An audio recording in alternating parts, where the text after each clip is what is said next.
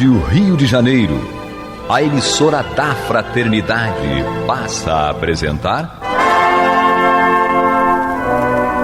Luz na Penumbra, programa que leva ao seu coração a mensagem da doutrina espírita.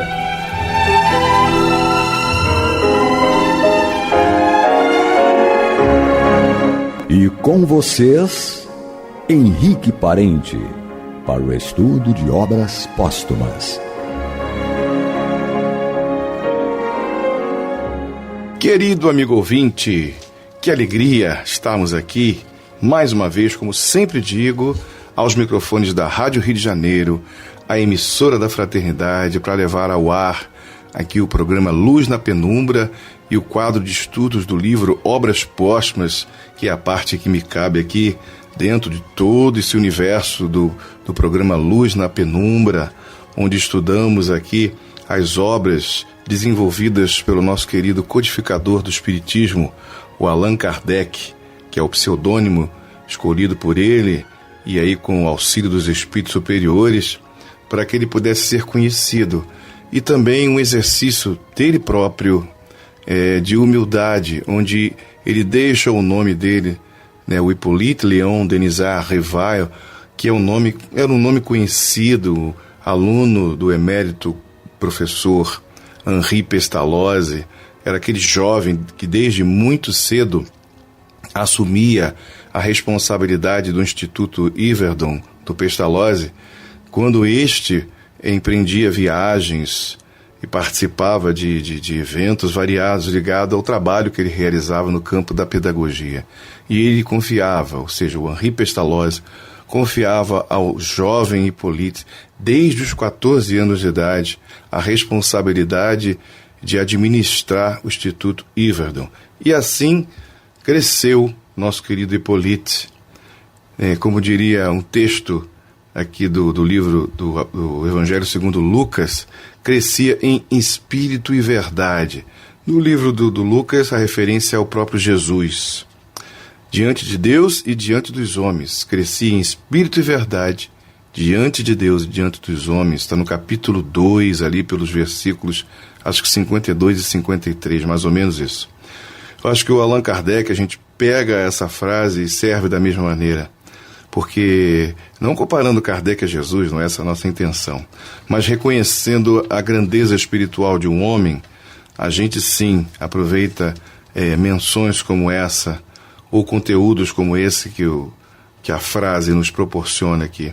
Então Kardec era um desses grandes homens. Não é porque eu falo porque eu sou espírita, e aos nossos queridos amigos, geralmente ouvintes do programa são espíritas, mas pode existir alguém que chegue pela primeira vez. Não é com esse intuito, de puxar a brasa para a sardinha, como a gente costuma dizer, mas é pelo caráter. Quem for investigar a vida desta personalidade, do Allan Kardec, ou seja, o homem no mundo, desde a idade dele, da infância, a sua maioridade, a demonstração de um homem de profundo caráter, de profunda elevação moral, de inteligência irreprochável, irrepreensível, porque ele fazia parte de praticamente todas as academias de ciências da Europa, falava mais de um idioma, sempre interessado no bem coletivo, e ministrava aulas de graça numa época onde as pessoas não costumavam fazer esse tipo de coisa. Claro que ele não era o único, mas não era tão comum assim. E muitas outras coisas que Kardec fazia, muitos adjetivos poderíamos tecer sobre ele nesse sentido. Então a gente nota que é um homem naturalmente elevado nos seus princípios ético-morais, além de sua inteligência. Então a gente afirma nesse sentido, quando um homem alcança uma estatura dessa do ponto de vista cultural e abdica do próprio nome, o nome de batismo, adotando um pseudônimo, que é, no caso, o Allan Kardec, para um desconhecido para muitos, E então, ou para a grande maioria, na realidade. Então, é um exercício de humildade, onde o interesse não era mais na pessoa do Hippolyte, que divulgou, né, escreveu e publicou obras de pedagogia, discípulo de Henri Pestalozzi e tal, mas daquele que abandona isso aí para poder dar importância e valorizar um outro conteúdo que ainda não tinha sido de verdade investigado, utilizando os moldes necessários da ciência, a aplicação daquilo que era possível no campo da ciência para buscar estudar e aprofundar-se não só num tema, mas num corpo ainda tão fluido que era a questão da espiritualidade, mas Kardec vinculava isso não a um quadro místico ou mítico, mas ele traduzia essa busca, essa pesquisa, adotando aí a relação com a personalidade. Quando ele funda a Revista Espírita e põe o subtítulo, né, de Jornal de Estudos Psicológicos, para podermos assim estudar e aprofundar-se a respeito dos fenômenos que ocorriam no ser humano, né, no âmbito psicológico, né, no âmbito ético, moral, comportamental e assim por diante, ele está estabelecendo, construindo uma ponte entre espiritualidade e, digamos assim, materialidade, mas não no conceito do materialismo, né? Esse como dizem por aí, né? Jesus matou a morte e Allan Kardec passou o atestado de óbito, mais ou menos por aí. Mas nós estamos aqui, eu, Carlos Henrique Parente, como disse no início, com muita alegria para estudarmos aqui o livro Obras Póstumas, e temos a intenção e a promessa de que terminaríamos essa parte hoje, onde nós temos aqui as 5 alternativas da humanidade, começando aqui pela primeira, que foi a doutrina materialista que estudamos, depois, na segunda, a doutrina panteísta, em terceiro, a doutrina deísta, a quarta, a doutrina dogmática, e fechando aqui esse trabalho de Kardec, a quinta alternativa é a doutrina espírita, onde já iniciamos no programa passado, mas eu li só um pouquinho, comentei bastante até. Nós vamos reiniciar, mas agora dar sequência a todo o texto, porque eu só li um parágrafo, na verdade, e a gente vai abranger aqui todo o texto falando a respeito da doutrina espírita como esta quinta alternativa. Pelo menos para todas aquelas pessoas que não se satisfazem com as outras 4 alternativas que citamos há pouco, existe a doutrina espírita. Então, vamos ver o que esta nos proporciona nessa não só uma definição, né, mas nesse trabalho aqui de exposição que Kardec faz a respeito do que trata a doutrina espírita. Então, voltando aqui ao primeiro parágrafo. O princípio inteligente é independente da matéria, ou seja, o espírito, né? A alma, que é o espírito encarnado, é individual, pré-existe e sobrevive ao corpo. O ponto de partida é o mesmo para todas as almas, sem exceção. Todas são criadas simples e ignorantes e estão submetidas à lei do progresso indefinido, ponto. E não confundam indefinido com infinito. Aí uma outra situação. Ele é indefinido porque existe variação e existe diferença de tempo no campo do progresso individual para cada pessoa. Então tem pessoas que alcançam uma evolução muito grande em menos tempo do que outros, mas todos levam bastante tempo. Apenas deixando isso bem claro, né? Então, continuando aqui. Nada de criaturas privilegiadas ou mais favorecidas que outras. Os anjos são almas elevadas à perfeição, depois de terem passado, como as outras, por todos os graus da inferioridade. Aqui, de cara, nesse primeiro parágrafo, que eu fiquei mais ou menos nele no programa passado, não vou levar tanto tempo assim, mas apenas resgatando a essência disso aí, né? Porque os anjos, por exemplo, são espíritos que não foram criados segundo a doutrina espírita, frisando aqui, não foram criados anjos, conscientes de uma perfeição da qual eles nem compreendem direito o que seja. Como é que alguém é criado simplesmente perfeito? ultrapassando todos, né, toda a escala de evolução destinada. Até uma criança sai da fase infantil, vazia de conteúdo, de experiência, de ciência, vai amadurecendo o corpo biológico e também o aspecto psicológico, emocional, até a idade adulta e uma idade adulta mais avançada, onde mais experiência ele adquire. Então, como é que um ser, Deus criaria?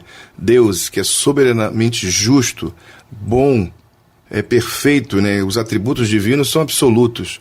Como é que Deus seria justo fazendo uma coisa dessa? Criando seres privilegiados para viverem diretamente do céu, nessa concepção de céu que normalmente as pessoas trazem?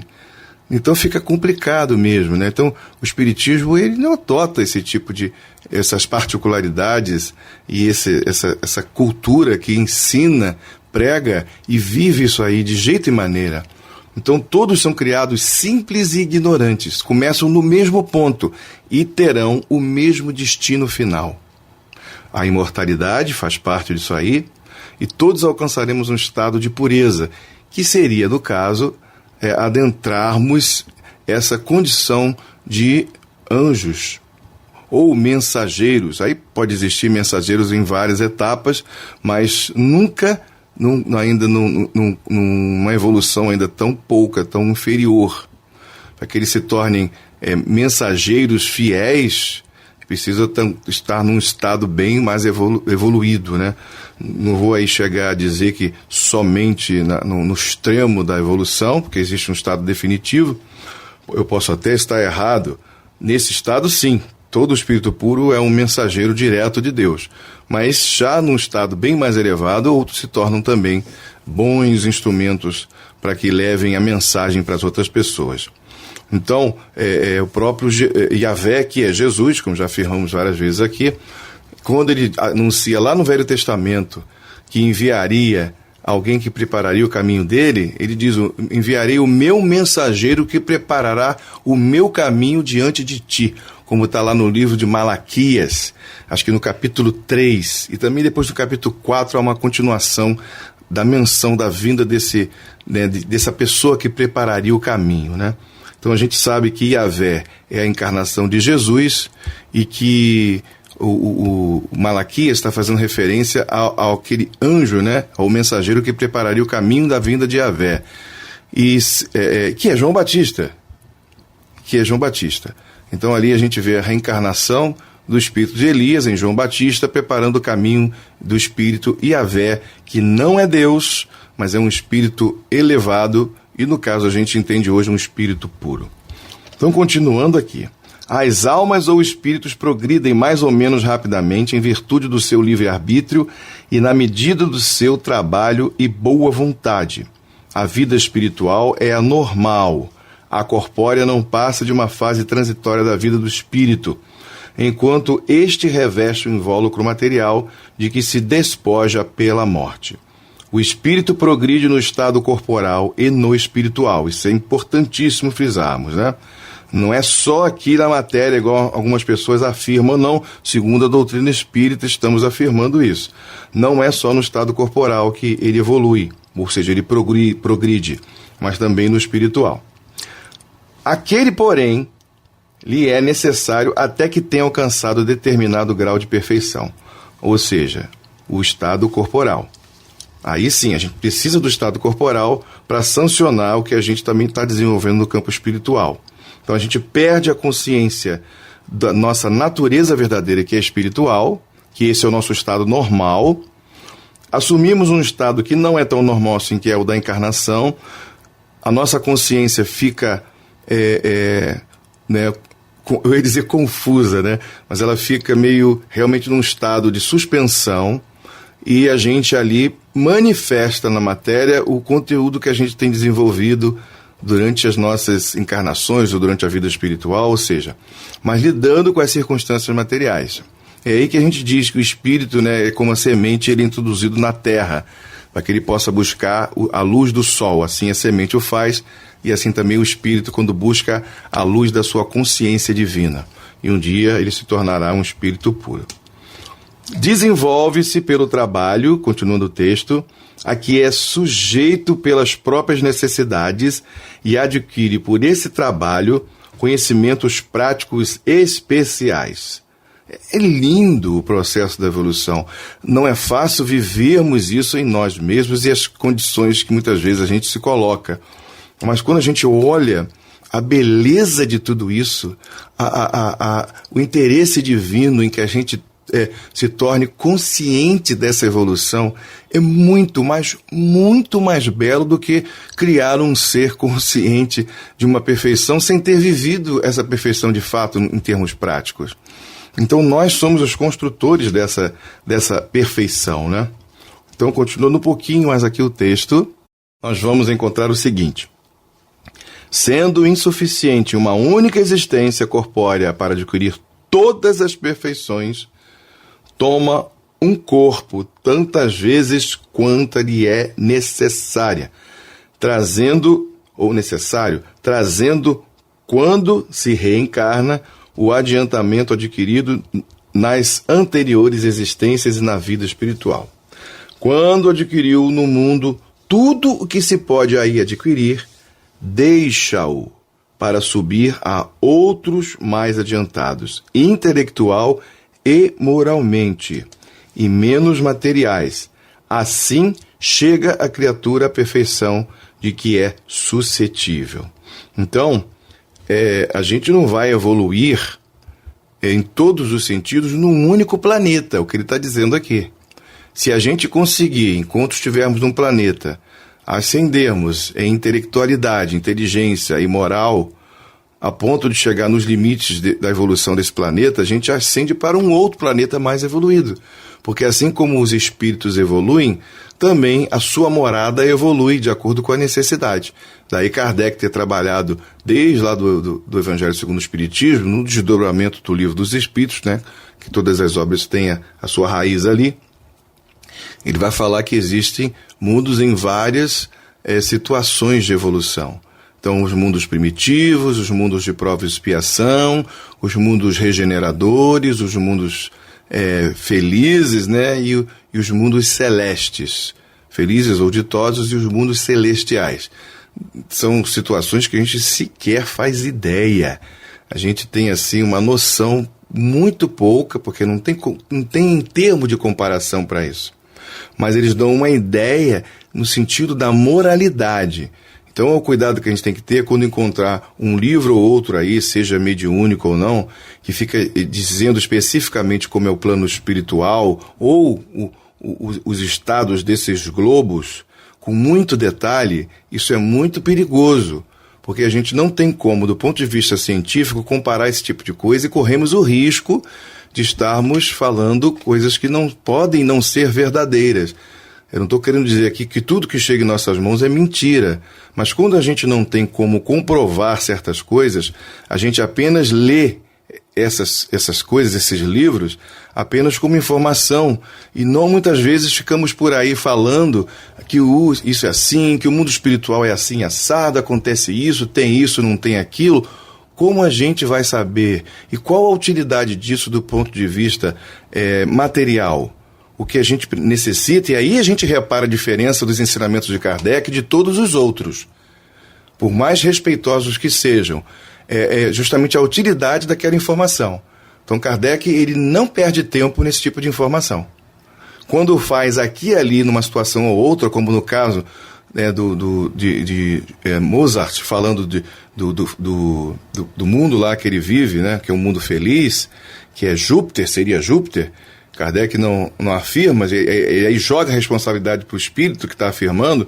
Você vê uma descrição desse mundo mais no sentido moral e ético, nunca no sentido material das coisas que tem lá, que podem ter, que deixam de ter. Então é uma dica aí para todos os estudantes do espiritismo. Mas vamos lá, vamos continuar aqui, senão não dá tempo, hein? O estado feliz ou desgraçado, né? Feliz ou infeliz, que ele quer dizer isso, daí a palavra desgraçado, dos espíritos é inerente ao seu adiantamento moral. A punição, que são eles próprios que se castigam, nunca, porém, lhes é fechada a porta do arrependimento, por onde podem, quando quiserem voltar ao caminho do bem e alcançar com o tempo todos os progressos. Eu, sem querer, querido amigo ouvinte, pulei aqui um pedaço do texto, me perdoem, quando ele diz assim, que o estado feliz ou desgraçado dos espíritos é inerente ao seu adiantamento moral, a punição é a consequência do seu endurecimento no mal, de maneira que são eles próprios que se castigam. Foi o trecho que eu pulei. Então a gente percebe que aí tudo o que acontece com a gente tem muito a ver com o estado feliz ou infeliz que a gente atravessa e é fruto da nossa ignorância e também do nosso mau comportamento. Então, no parágrafo seguinte, continuando, diz aqui: os que morrem ainda crianças podem ser mais ou menos adiantados, porque já têm tido outras existências, nas quais puderam praticar o bem ou fazer mais obras. A morte não os isenta das provas pelas quais devem passar, porque a seu tempo recomeçarão nova existência, na terra ou em mundos superiores, segundo o grau de elevação de cada um. Como a gente comentou, né? Aqui é a complementação. A alma dos loucos e idiotas é da mesma natureza das outras, e a sua inteligência é muitas vezes superior, sofrendo pela insuficiência de meios para entrar em relação com as suas companheiras de existência, como os mundos sofrem por não poderem falar, senão como expiação ou prova.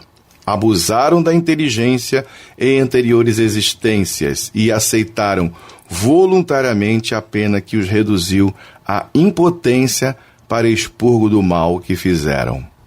E aqui, Kardec, desse último parágrafo, que o texto acaba aqui, né?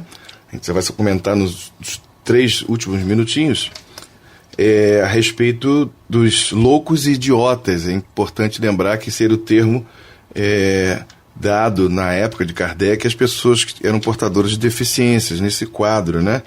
Onde elas não tinham uma vida de cunho científico, emocional, em equilíbrio. Então, a loucura, pensando aí no quadro, por exemplo, como chamamos de esquizofrenia, bastante desenvolvido, né? E a idiotia dentro desse quadro, onde a pessoa fica meio bestializada, paralisada, como se não tivesse noção de nada. Então, é um quadro como chamamos, de deficiência num grau bastante elevado. E qual a sorte desses espíritos? Por que elas passam por isso? Isso é fruto dos desequilíbrios vividos em suas existências. Então é um quadro expiatório, como costumamos dizer, mas elas, e aí tem uma nota aqui do Herculano Pires, onde ele faz referência a isso, citando o próprio Kardec, nas revistas espíritas, também lá em obras póstumas, aqui que estamos estudando, o livro O Céu e o Inferno, onde existe na segunda parte a comunicação dos espíritos e o diálogo com Kardec, onde ele faz ali o contato com os espíritos que ainda estavam encarnados neste estado, né, de idiotia, de deficiência, né? Fica mais adequado, mais belo falar assim. E o espírito desprendido do corpo, que era o verdadeiro deficiente ali, né, a manifestação da deficiência, ele falava com lucidez. Então, é apenas o estado que está ali, naquele momento, naquela circunstância. Então, vale a pena ressaltar aqui essa situação. E aí, querido amigo ouvinte, esse seria a última, né, situação, que é a da doutrina espírita, das alternativas da humanidade. Cada um escolhe a que quiser seguir, ou nenhuma, é uma questão de liberdade.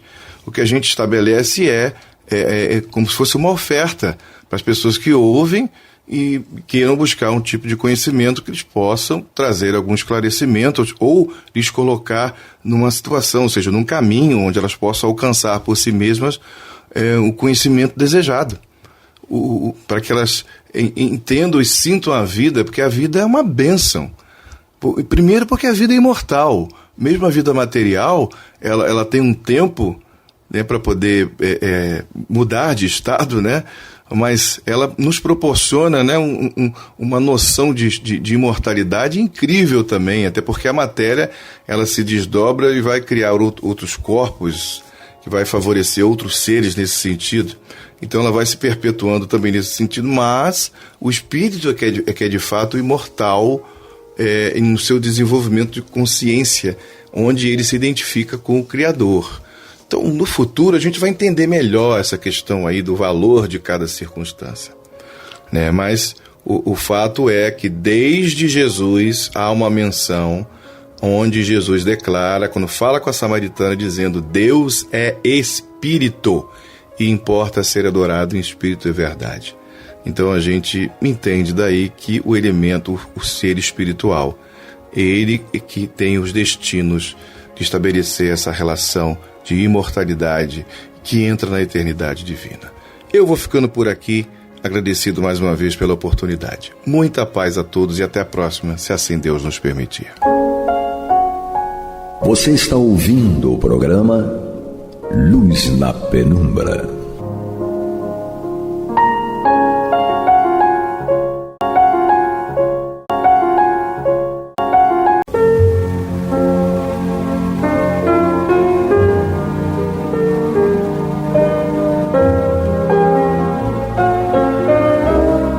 A Rádio Rio de Janeiro está levando ao seu lar e ao seu coração a mensagem consoladora da doutrina espírita, através do programa Luz na Penumbra.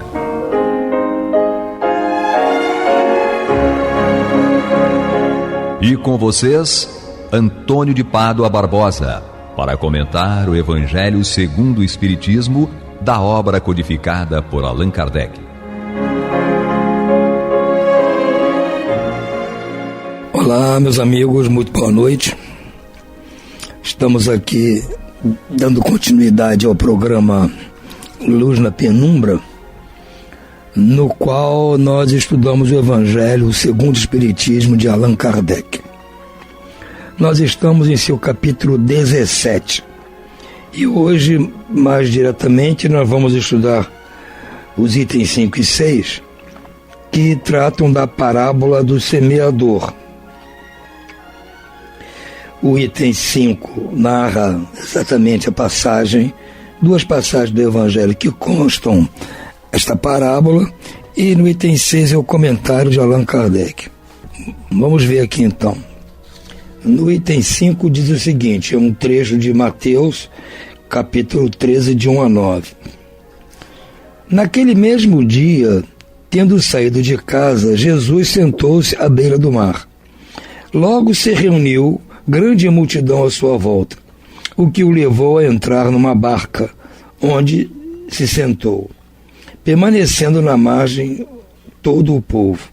Disse então muitas coisas por parábolas, falando-lhes assim: aquele que semeia saiu a semear, e semeando, uma parte da semente caiu ao longo do caminho, e os pássaros do céu vieram e as comeram.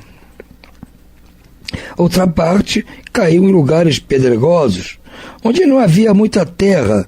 As sementes logo brotaram, porque não era muito profunda a terra onde haviam caído.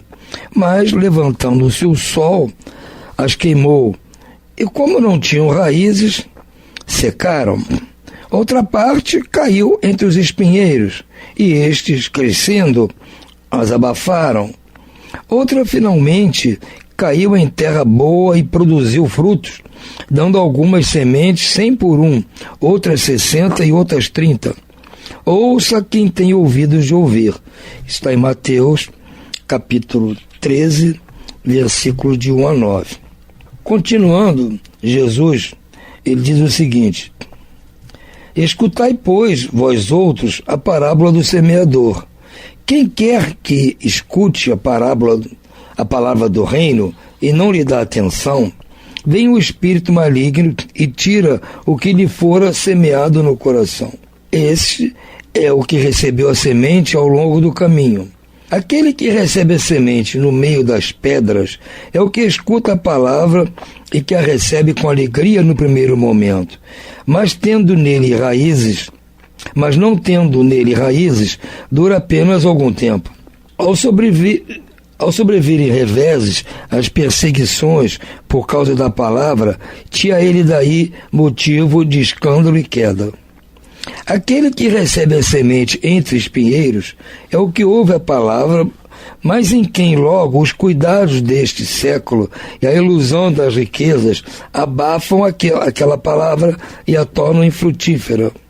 Aquele, porém, que recebe a semente em boa terra é o que escuta a palavra e que presta atenção e em quem ela produz frutos, dando 100 ou 60 ou 30 por um. Também consta de Mateus, capítulo 13, versículos 18 a 23.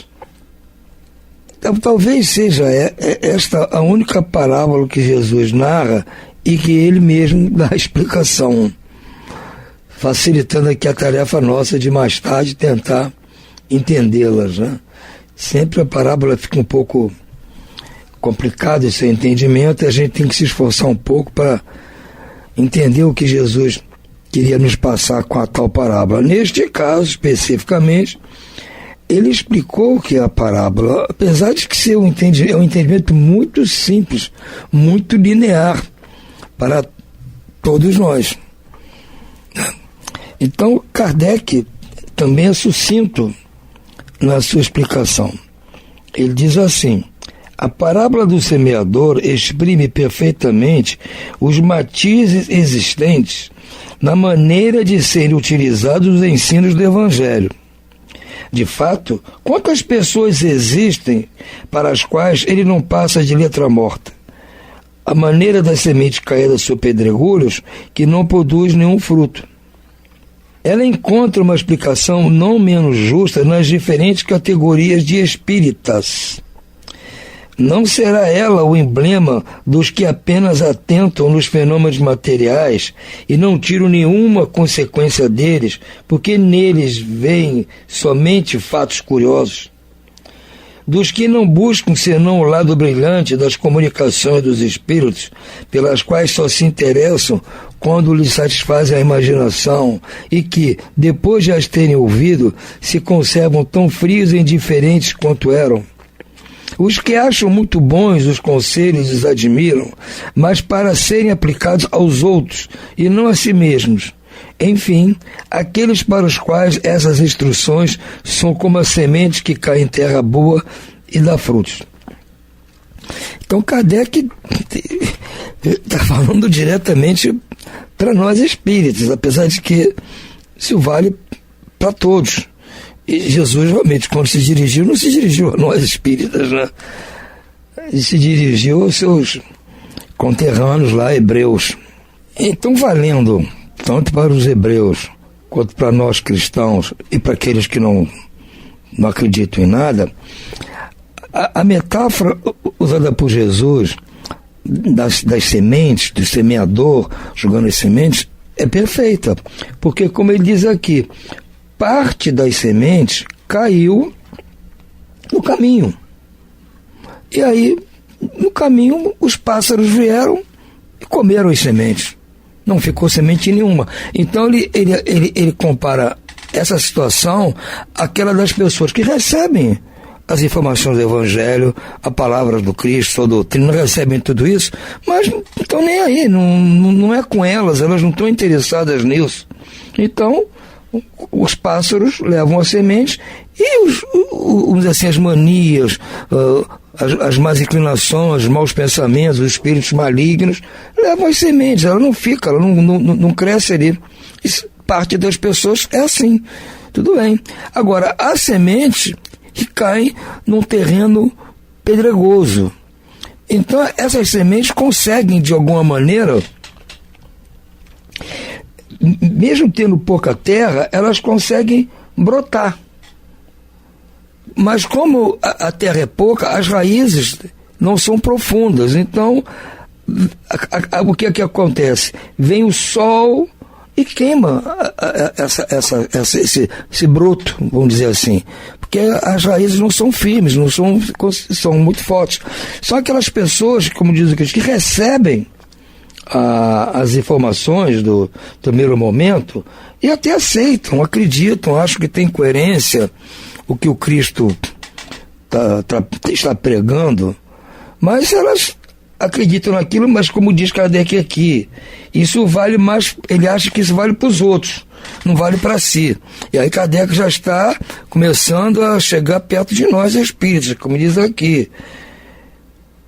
Então, os primeiros, aquilo está morta. Agora, para alguns que recebem, primeiramente, essas informações, acreditam, mas não têm raízes fortes para mantê-las dentro de si, eles ficam achando que aquilo é muito correto, mas vale para os outros. Então, é como se viesse o sol e queimasse aquilo. Então, não fica para sempre no coração das pessoas. Ele tá, nessa parte para frente, Kardec já está comparando conosco. Há também aqueles que recebem as sementes no coração, mas ela se aprofunda, cresce, mas é no meio dos espinheiros, é o coração cheio de espinhos, o terreno cheio de espinhos. Então, esses espinheiros abafam o crescimento da planta. Como Jesus disse, são as pessoas que entendem, compreendem, mas os seus afazeres, como Jesus diz aqui, aquele que recebe a semente entre os espinheiros é o que ouve a palavra, mas em quem logo os cuidados deste século e a ilusão das riquezas abafam aquela palavra e a tornam infrutífera. As pessoas entendem isso, aceitam, até introjetam isso no coração, mas os afazeres do mundo, e Jesus fala daquele século, imagina no século em que nós estamos, né? Quantas coisas tem aí para desviar a nossa atenção. E as riquezas, outras circunstâncias, a gente acaba deixando de lado, deixa isso de lado, mesmo tendo entendido tudo, estando com disposição até a praticar, mas acaba sendo chamado pelas coisas do mundo e a coisa não prospera. Como Kardec diz aqui, não será essa pessoa apenas um emblema para aqueles que atentam aos fenômenos naturais e não tiram nenhuma consequência deles, porque neles só vêm fatos curiosos? Dos que buscam, senão o lado brilhante das comunicações dos espíritos, pelos quais só se interessam quando lhes satisfazem a imaginação? Depois de as terem ouvido, se conservam tão frios e indiferentes quanto eram. Então são pessoas que recebem isso, ele está falando de nós, recebem as informações, mas as pessoas dão muito mais interesse nos fenômenos produzidos pelos espíritos, a mensagem brilhante, muito bonita, só dá interesse nisso, pelo lado brilhante das comunicações dos espíritos. Mas depois de terem ouvido tudo aquilo, aquela passagem, aquela mensagem do Emmanuel, aquela cena descrita por André Luiz, acha aquilo encantador, mas continuam depois frios e indiferentes como eram antes. Isso não os faz mudar o seu modo de ser, porque essas mensagens, essas narrativas dos espíritos servem para isso, para nos chamar a atenção para coisas que nós já fazemos. Nós temos que nos ver naqueles personagens daquelas histórias e ver que nós fazemos parecido. Então temos que mudar aquilo para nos chamar a atenção, mas muitos de nós preferem continuar como é e usa aquilo até para se referenciar para outras pessoas, mas para si mesmo aquilo não vale. Então, como Jesus disse, são as coisas do mundo que estão muito mais importantes, é como os espinheiros abafando o crescimento da planta. Finalmente, Jesus fala daqueles em que a semente caiu em terreno fértil, terreno produtivo, que é o coração que já está preparado para receber essas mesmas mensagens, essas mesmas informações de doutrina do Cristo e saber aproveitar. Então é como as sementes que vão dar frutos 100 por 1, 60 por 1, 30 por 1. Quer dizer, realmente aquela semeadura prosperou. Aquelas palavras prosperaram no coração daqueles que a receberam desta forma. Então, neste ponto é que nós estamos tentando nos esforçar para agir. Nosso interesse é esse. É nós nos esforçarmos nisso. Agora, muitas pessoas tentam, normal isso, se enquadrar em cada um desses casos. Ficar pensando, puxa vida, será que eu sou desse tipo? Eu sou daquele tipo? Apesar de que nós achamos que seríamos todos nós daquele tipo que recebe a palavra, concorda, pratica. Nós podemos até achar isso, mas se tivermos uma consciência realmente reta, nós vamos ver que não é bem assim. É claro que nós não estamos enquadrados nesse primeiro caso daqueles que a semeadura caiu no caminho e os pássaros levaram. Porque esse nem aceita, não acredita, não quer nem saber. Então nós não estamos nesse caso. Eu tenho certeza disso. Senão nós não seríamos espíritas. Seríamos ateus, materialistas, ou o que for. Se estamos aceitando a palavra, então já não estamos mais nesse caso. Mas nós podemos estar no caso daquele que o terreno é pedregoso, ou naquele que o terreno tem espinheiros, ou naquele em que o terreno é fértil. Num desses três casos. Ou, como eu penso, como eu acho, que nós nos enquadramos nos três casos. Nós estamos enquadrados nos três casos. Nós não somos somente de um tipo. Conforme o momento nosso, as circunstâncias nossas, aquilo que nós estamos aprendendo, nós nos enquadramos num desses casos. Há horas em que nós agimos como esse, que cai no pedregulho, lá naquele terreno horroroso, e o sol queima a semente. Aquilo não se aprofundou em nós. Mas há horas que não, aquilo se aprofunda, mas os afazeres nossos, a atenção nossa voltada mais para aquela página belíssima, e estamos entretidos naquilo, achamos brilhante, mas voltamos a ser como éramos. E há casos em que nós realmente fazemos bom proveito da semeadura, das palavras, do ensinamento. Nós estamos nos três casos. Nós não somos nem tão ruins, nem o médio e nem tão bons. Nós estamos evoluindo. Se nós já estivéssemos no último caso, nós não estaríamos mais aqui estudando. Nós já estamos em outros patamares. Já seríamos espíritos um pouco mais evoluídos do que somos. Nós estamos num processo. Então nós podemos já ter lampejos dessa última figuração trazida por Jesus, onde o rendimento da semeadura plantada em nosso coração vai gerar frutos 100 por 1. Podemos, mas não é todo o tempo assim. Há momentos em que nós estamos aqui, nosso terreno é pedregoso, nosso coração ainda está duro. Nós temos que ter capacidade de observar esses nossos momentos e tentando modificar à medida que nós vamos aprendendo.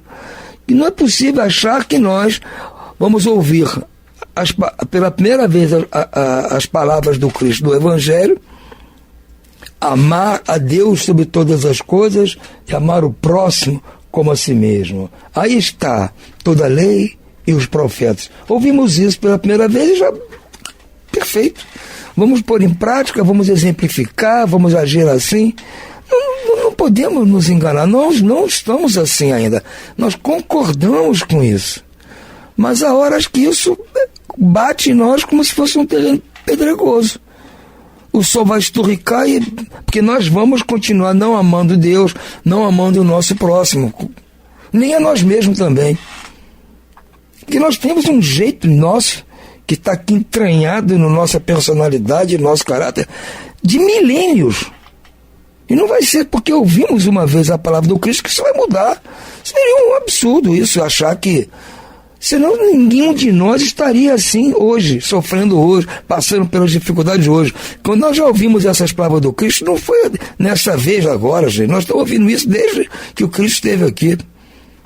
Nós já passamos por essas religiões cristãs todas aí no passado.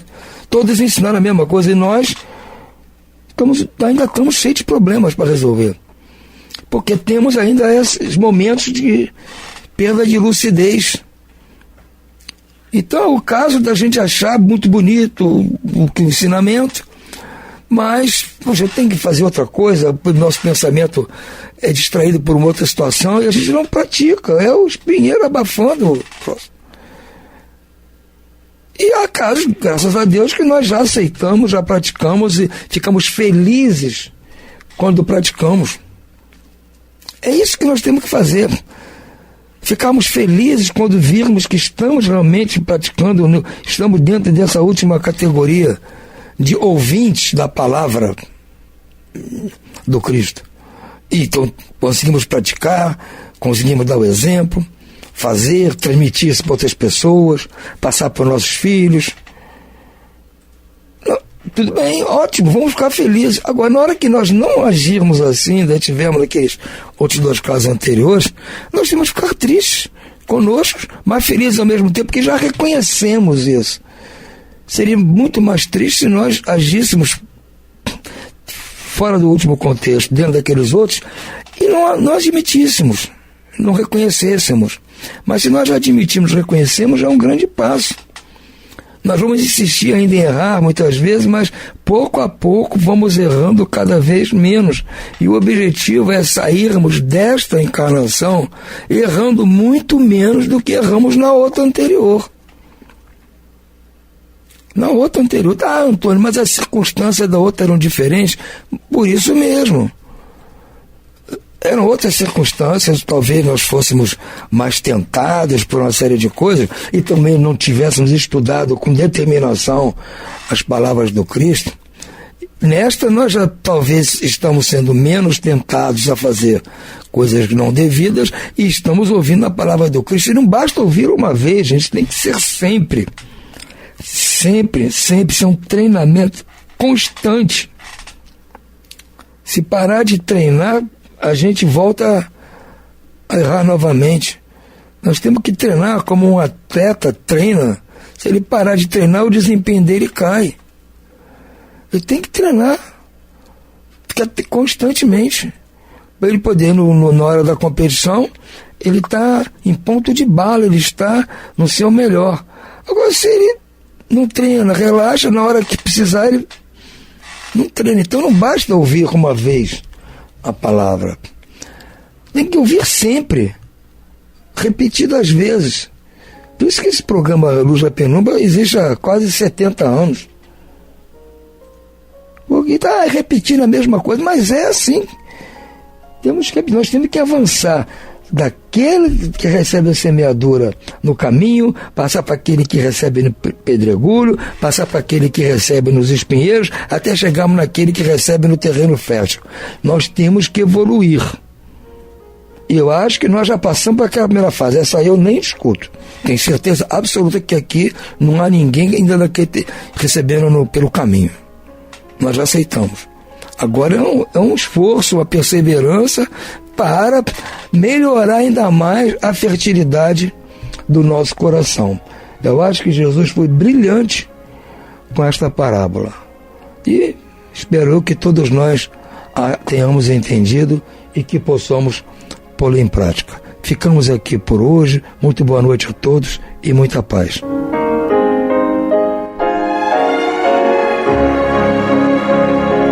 E vamos ouvir agora a prece de encerramento de nosso programa, na voz de Geraldo de Aquino. Jesus, dá-nos coragem para a luta, piedade para os insultos e misericórdia para as injustiças e ingratidões. Limpa nossa alma de inveja e ambições mesquinhas, de ódio e de vingança o nosso caminho.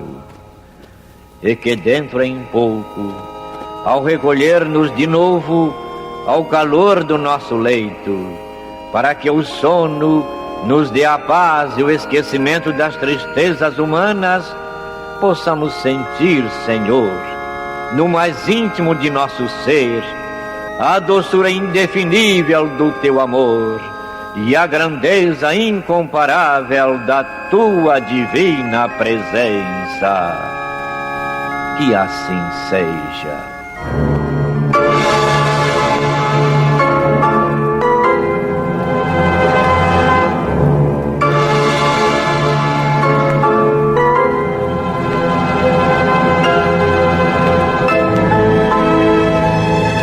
Acabamos de apresentar o programa Luz na Penumbra, que voltará a ser apresentado amanhã às 21 horas nesta emissora.